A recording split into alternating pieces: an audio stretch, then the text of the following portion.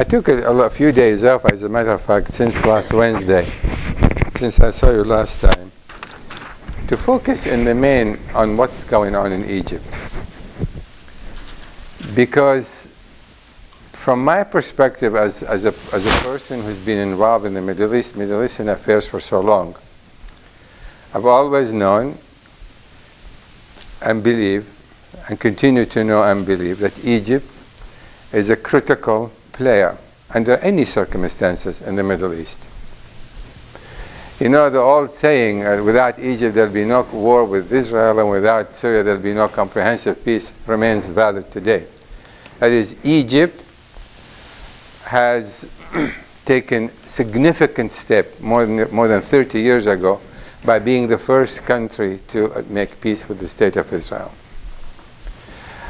But let's leave Israel aside for the time being and look at what's actually happened in Egypt today, and what kind of revolution it is, and what signifies this revolution from any other revolution, and why is it, from my point of view, why is it so important for those of you wise men now that are negotiating with the revolutionaries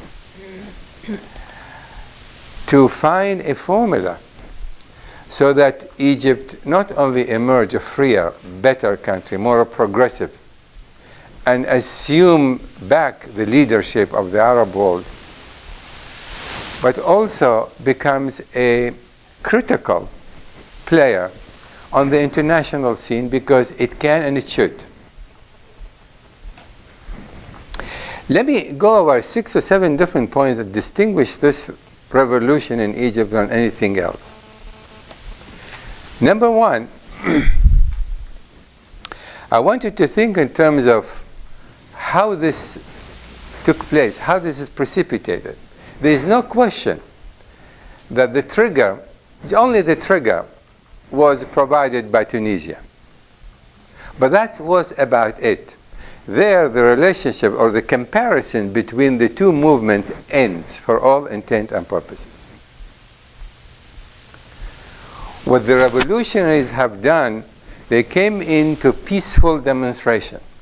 I think it is extraordinarily important to remember that this, so far, although more than 100 people were killed in one form or another, but so far this revolution has been rather peaceful, very peaceful for that matter. That is, the revolutionaries, those who came to the Tahrir Square, were determined to demonstrate, to voice their grievances, to scream about what they need, what they want, the changes they want. But they were also determined not to use force, not to allow any violence to take place, because they wanted this revolution to be as peaceful as humanly possible.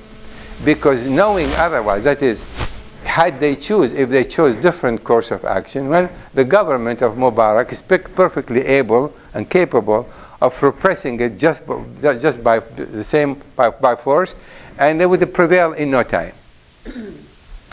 So it was a very clearly well thought consideration here that this revolution cannot be a violent one, and it has to focus on Egypt itself.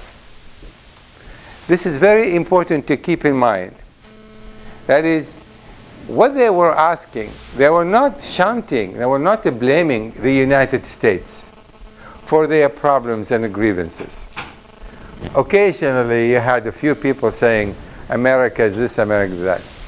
But even more significant than that, they have not singled out Israel as the culprit.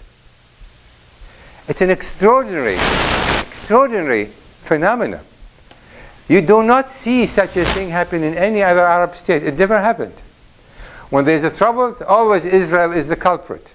Israel is the problem. We did not see this in Egypt.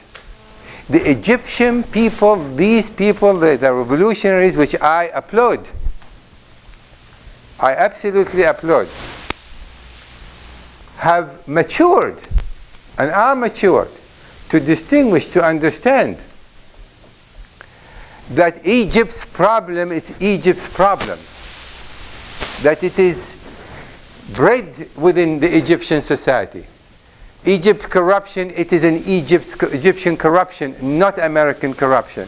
Because they also understood that countries like Israel, the United States, or Russia, with any other country in the world, each country is going to concern itself with its own national interest. It is a given. The United States will concern itself with its own national interest and what's best for America. Israelis will do the same. But the Egyptians are saying also at the same time, Egypt too should have been able to take care of itself.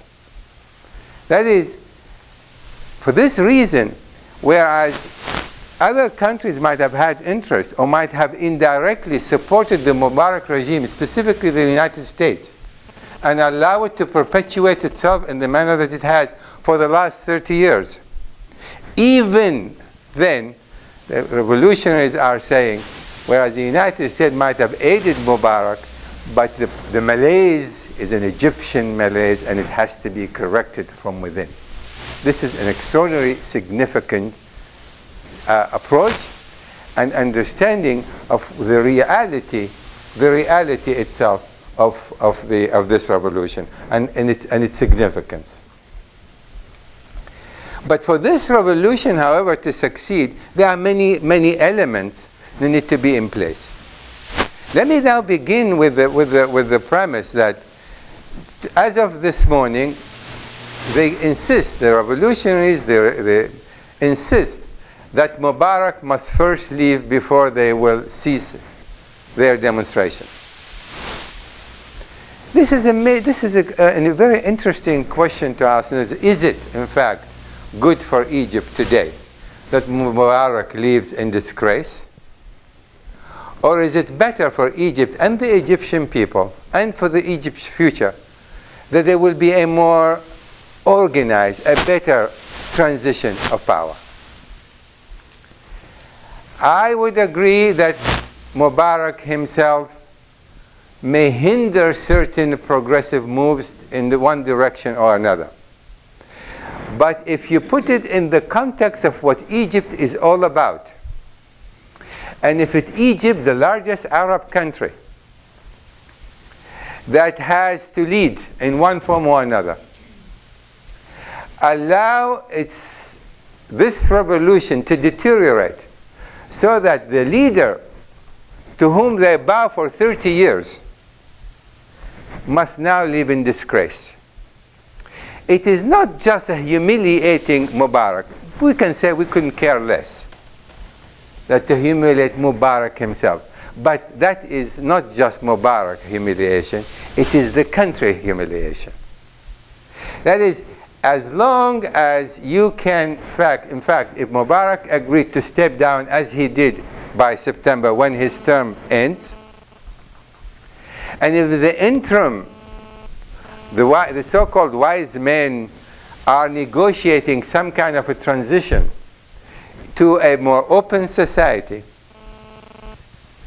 it would be best for Egypt to maintain a sort of continuity rather than oust their leader and basically just follow what anybody else. Imagine a Mubarak would leave Egypt in the manner that, what's his name, from Tunisia, left under the cover of night. That is not Egypt. Tunisia can do that, but not Egypt. That is, Egypt's standing is rather unique. Look at Egypt's history, continuing history of more than 4,000 years, a cradle of civilization. For the Egyptian to be able to rise once again, they cannot just do what other nations do. They've got to have their own revolutionary style. I absolutely believe that a proper transition, provided that in the interim, Mubarak's power is substantially reduced between now and September. But leave him in place. Because knowing that regime and knowing Mubarak himself, I can tell you, this man would rather fall on his sword, and he will, but will not leave Egypt in disgrace. My advice to the revolutionaries is basically remain consistent with your demands. Continue to push for change. Continue to push for progress. Continue to push for reforms. Certainly demand the end of the emergency laws. All of that has to be continued. But let this man actually finish his term, as I said, with reduced powers, and move into that and allow this transitional period to take place in a manner so that Egypt actually live up to its promise, live up to its reputation, live up to its history, rather than, after 30 years, allowing a man like this to actually live in humiliation. That's how many people in Egypt, I'll take questions later. Many people in Egypt I spoke with over the weekend agree with me, and many disagree. But the point, my point here is not, I'm not seeking consensus, because I'm looking at Egypt's future and how Egypt's future can be better served under what kind of a scenario that we need to follow.